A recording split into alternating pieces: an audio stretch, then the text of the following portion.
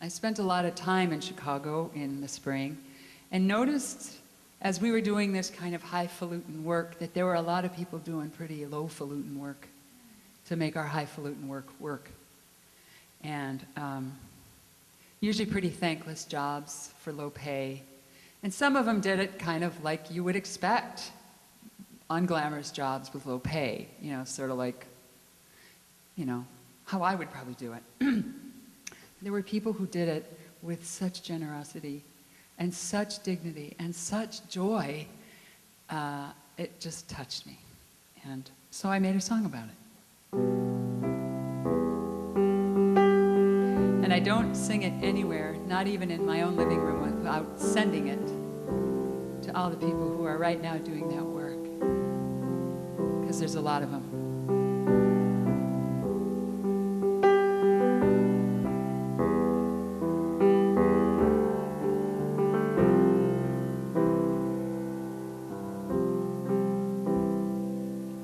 She's cleaning airport bathrooms, singing gospel tunes,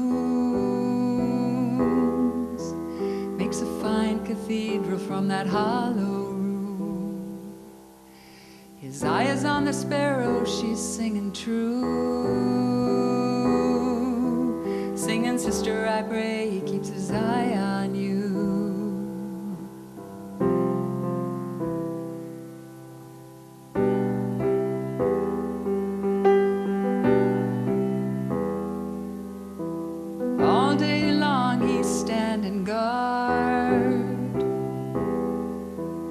Every time I pass, he's got a kind word.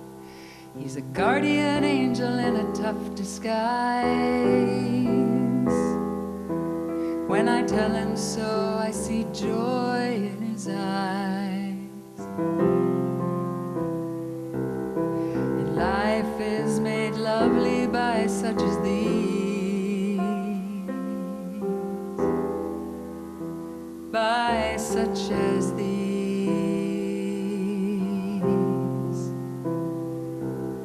We're passed along from grace to grace,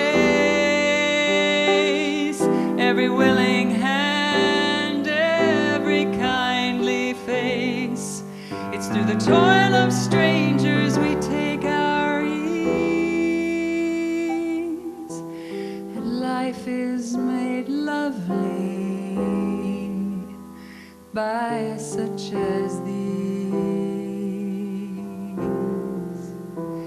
by such as these.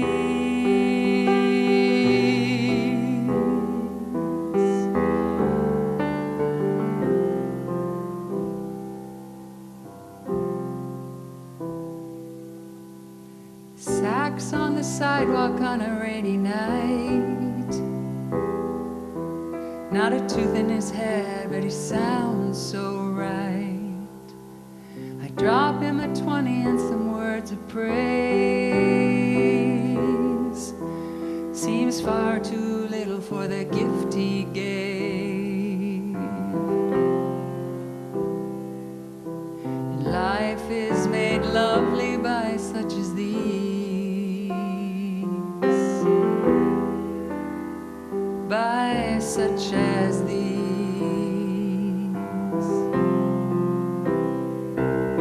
We're passed along from grace to grace,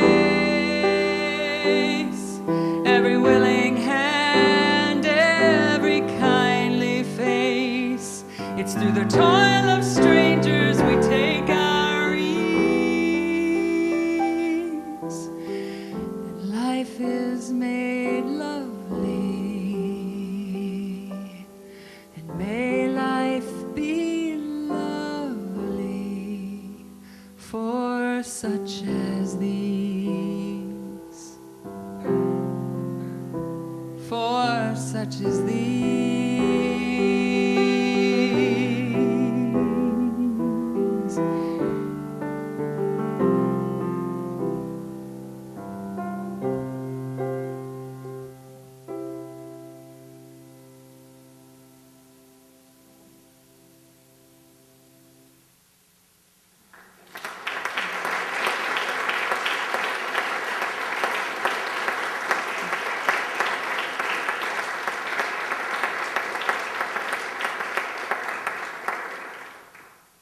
was a security guard named Scott. Said so here. Looked me right in the eye, great big, round African-American guy, about 24. He stood out in this hallway, windowless hallway, for 10 hours a day on duty at the Harold Washington Library. And so we're in there doing all of our shtick and all our stuff, and every time I'd walk out the door to go to the ladies' room, he'd be standing there, "Hi!" And I was like, "Dude, you're standing in a windowless hallway for 10 hours on your feet. You couldn't sit down."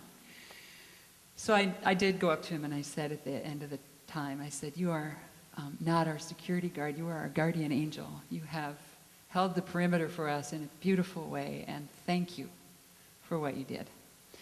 So when I went home and wrote the song, I thought, I got to tell this guy that I wrote him a song. You know, they're using my song. So I called the Harold Washington Library and I said, "Could you connect me to security?" And so the lady, you know, connects me to security, and he goes, "Scott here."